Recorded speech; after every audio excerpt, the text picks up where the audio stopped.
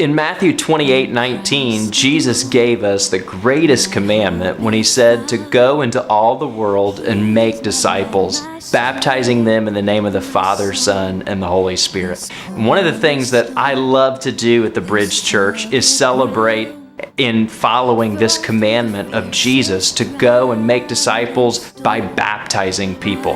And that's why I'm so excited to announce on July 6th, directly following our service, we are going to be having our very first outdoor baptism in Lake Erie at Bradstreet Landing Fishing Pier, and we are going to be baptizing people in the name of Jesus Christ. I would love for you to join us immediately following the service on that Sunday, July the 6th, and go with us, and let's have a great time as we obey this commandment.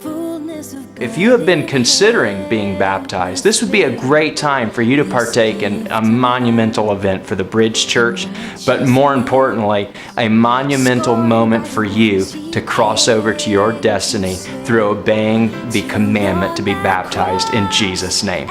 Let's join together and let's celebrate what God is doing. God was satisfied, for every sin on him was laid. Here in the death of Christ,